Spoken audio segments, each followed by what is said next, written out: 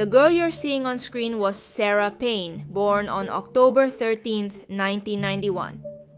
At that time, she lived with her parents, Michael and Sarah Payne, her two brothers, aged 13 and 11, and her 6-year-old sister. Her home was located in Hersham, England, a few hours away from her paternal grandparents' house, which is where this story takes place.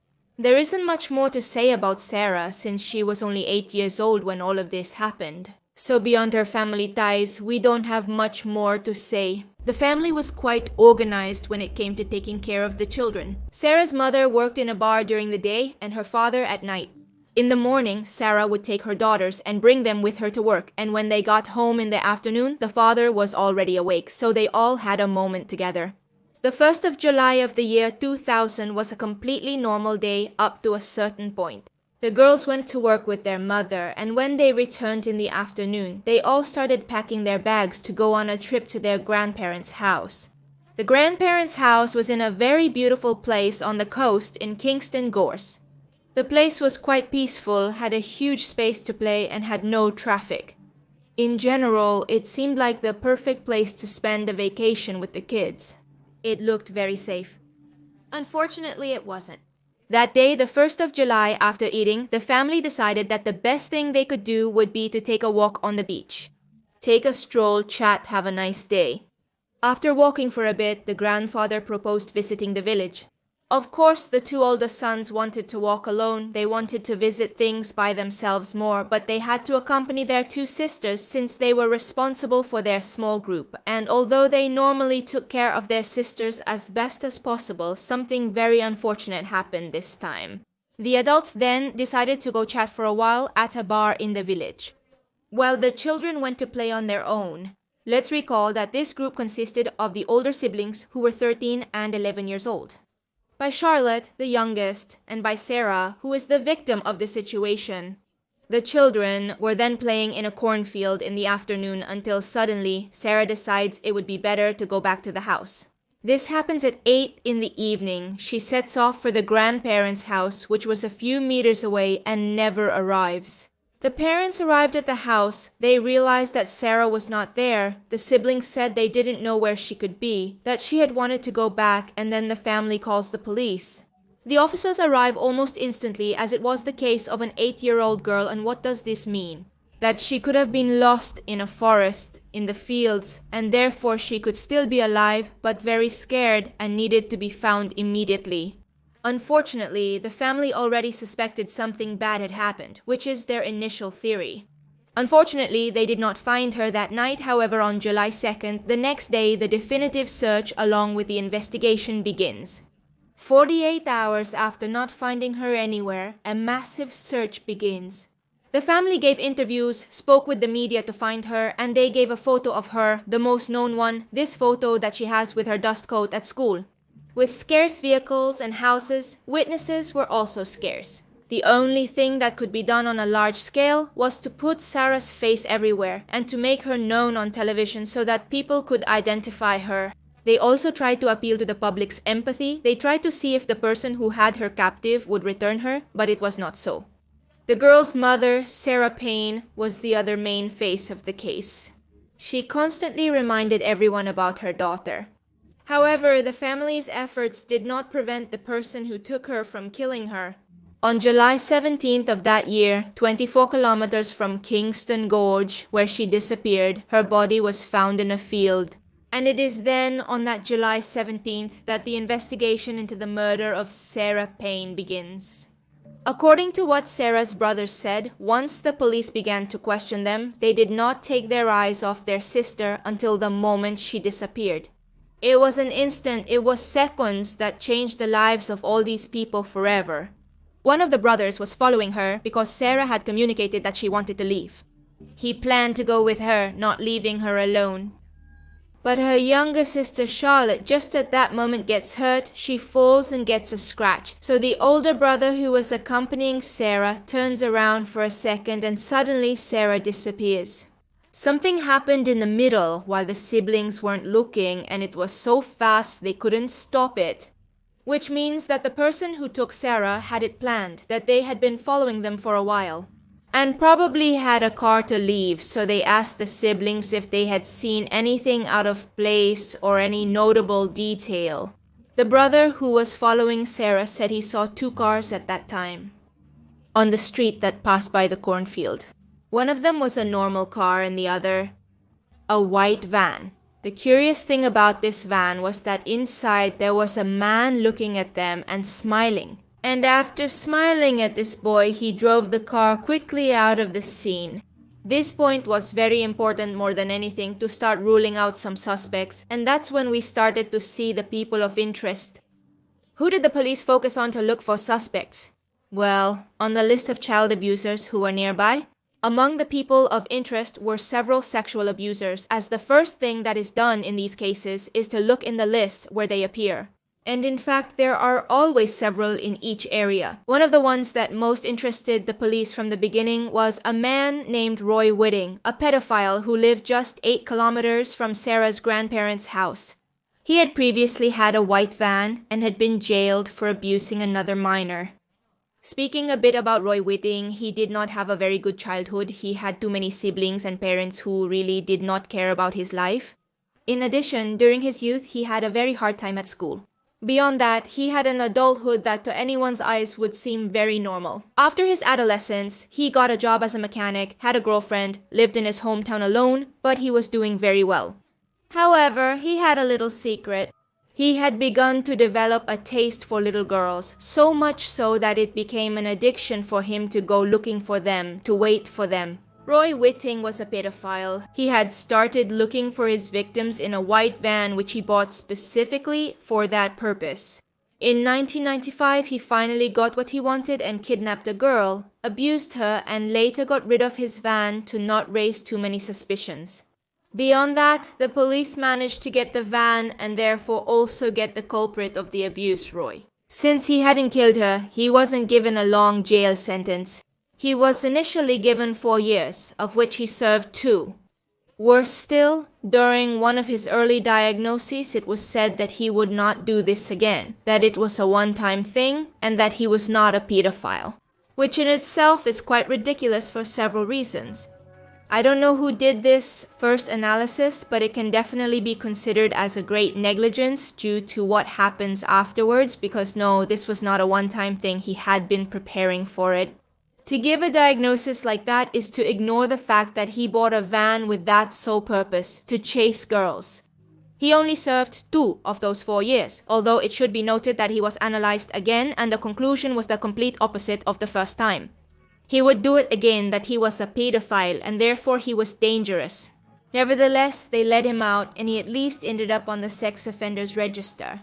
Roy Whitting was first questioned about Sarah's disappearance, which had taken place 8 kilometers from his home about 24 hours after the disappearance, meaning they had him in sight from that moment. The first time they arrived at this man's house, he wasn't there. They waited for him for 5 hours. He arrived and finally they could ask him where he had been all that time. Since all of this was more routine than anything else, he was not blamed immediately. However, a while after the police left, Whitting decided to leave his house and go to his van. And before he could leave, the police stopped him because they had been waiting for him. Normally, a person who flees from their home after the police arrive is a bit suspicious, so they stopped him and arrested him. Roy Whitting spent 2 days in custody, but since there was no evidence of what he did, he was released on bail. The police, however, found among his belongings a fuel receipt from the Buckburn garage on Highway 24, not far from Coultham, where Sarah Payne's shoe was found. This ticket contradicted the alibi that Roy Whitting had given, as he said he had been at an amusement park in Hove at 5:30 p.m. According to him, he then returned to his apartment at 9:30 in the evening, by which time Sarah had already disappeared. The ticket proved that he was not at his house, but was in a completely different place and with his van. July 20th is when this shoe of Sarah's is recovered, and on the 23rd, Roy comes to steal a Vauxhall Nova, which is this car you see here, which leads him to be pursued by the police before crashing into another parked car, causing him to be arrested again.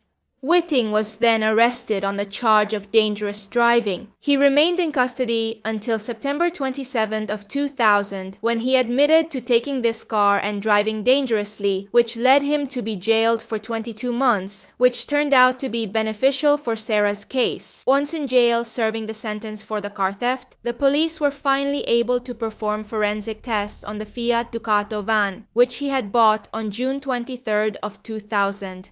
And it is for all this that on February 6th of 2001, after an extensive police investigation, Whitting was charged with the kidnapping and murder of Sarah Payne. According to Sussex police, the trial had begun with several pieces of evidence indicating that he had committed the murder. Whitting, however, pleaded innocent from the beginning of both charges and was held in custody until the start of his trial on November 14th of 2001. In fact, as he was still serving jail time for the car theft at the time he was to be released, he remained in jail only because he was awaiting trial, which probably prevented him from escaping, doing the same thing again, and therefore prevented him from having other victims. Finally, on November 14th, the trial took place, and the key witnesses included Payne's older brother, who had seen a disheveled man with yellowish teeth pass by.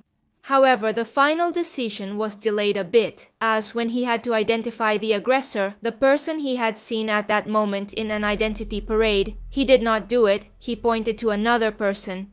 The shoe that had been found was one of the major keys to this case, as when forensic tests were done on it, it was found to have fibers from Whitting's van. In addition, a strand of blonde hair was also found inside this van. The deoxyribonucleic acid test with this strand of hair indicated that there was a 1 in a billion chance of it belonging to someone other than Sarah, which in short words meant that the strand was Sarah's. On December 12, 2001, after 4 weeks of trial, Whitting was convicted for the kidnapping and murder of Sarah Payne and was sentenced to life imprisonment. The trial judge indicated that it was a rare case in which a life sentence could mean for life. Remember, life sentences vary in meaning across different countries. In this case, it would supposedly mean until the day one dies. After Whiting was convicted, his previous convictions were revealed. It should be noted, however, that during the trial, great care was taken not to reveal this person's past, as he had previously been in jail for something similar. And if this was made known in the media, Roy could appeal that he was being judged based on previous cases, on previous behaviors instead of the evidence. But since so much care was taken, this did not come to light and therefore could not be appealed. And at this point, then they began to talk about public access to the sex offender list precisely for the safety of the community.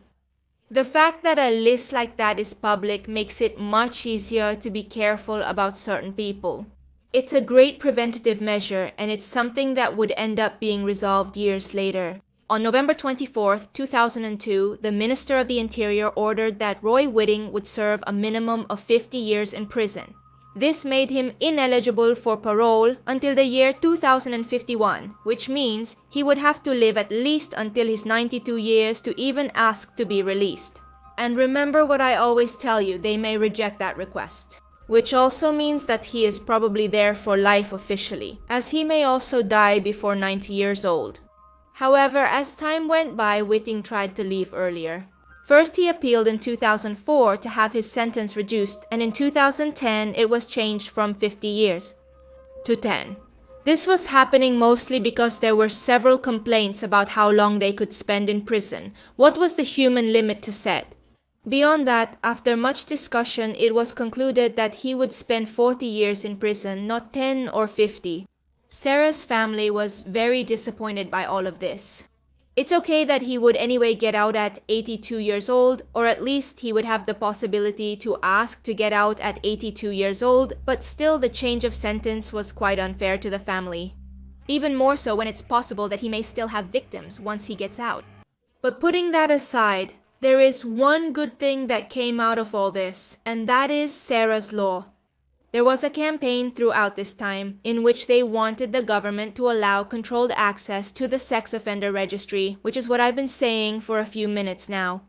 This way, parents of young children could know who is around their children and who not to let near them. or where to be more careful. Sarah Payne's mother always insisted that this law could have saved her daughter, so in 2008 the corresponding tests were initiated to bring this to light. So in 2010, it was revealed that the tests had been successful, and the plan to disclose child sex offenders would be expanded to cover all of England and Wales in the spring of 2011. So it's definitely something that this case achieved, being able to save other lives with this new approach. On their part, Sarah's parents received a compensation of £11,000, which was taken by Sarah's mother as a cruel joke despite being what the law could do. In other words, it was the highest compensation they could receive at that point. And even though beyond everything it seems that things turned out well, or at least something could be done from this tragedy, such as the law we discussed before, Sarah's parents did not have a good time at all. In this video, it may have seemed that they were brave, that they had tried to solve things beyond all the pain, that the family was united, but it does not mean that all this did not happen with a lot of pain. Sarah's father did not handle her loss well. Michael Payne, at 45 years old, was discovered in his home on a Monday night. The police couldn't find any culprit, as there was none, since Michael had decided to take his own life that night, probably ending all the pain he was suffering. His daughter Charlotte posted a picture of her father on Facebook along with a message saying she was heartbroken and no matter what happened and how many mistakes we all made, you will always be my dad. She also added later, "I'm sorry, I couldn't save you, Dad." I hope you have finally found your peace and happiness. Continuing a bit about what happened to him after the trial and everything else, on August 4th, 2002, Whitting was attacked with a knife by another prisoner while looking for hot water in Wakefield Prison. Convicted killer Ricky Tregaskis was found guilty of making the cut that left Whitting with a 6-inch scar on his right cheek, receiving an additional 6 years to his sentence for attacking him. In 2011, Whitting was attacked again in prison, this time being stabbed in the eye. However, at that time, he did not press any charges, and as a result, the person who did it was not brought to justice. He was attacked again a few years ago when he was stabbed by 2 prisoners in Wakefield and was taken to the hospital for treatment. However, due to his stable condition, he was returned to prison. So it can be said that the people who share a cell with him, the people who share the prison with him, do not like him. It seems that several people are against him and that they are clearly still attacking him. But I have nothing more to say. Here the video ended. The person behind this was jailed, so the case was resolved. The least I can say is that at least this unpleasant person was brought to justice, and that at least the family has the victim's body with them, which in many of these cases does not usually happen. It's the least that can be done for these families to at least have the resolution of what happened, to know exactly what occurred, and to have their loved one to give a funeral, to remember them, to know at least where they are, which again does not usually happen and is very unfortunate. So this concludes the entire case. Here are my Patreons and channel members. Thank you all for supporting me through those means. I appreciate it very much. And thanks to all who watch my channel. Thanks for those who recommend it and for those who like the videos and those who leave comments. Those things help a lot and represent the support to the channel that I like to see. And that obviously I appreciate. I say it again. Thank you. So well, here you have a new video. Here you have a recommended video. You can subscribe by clicking on my face. And see you in another video. Goodbye.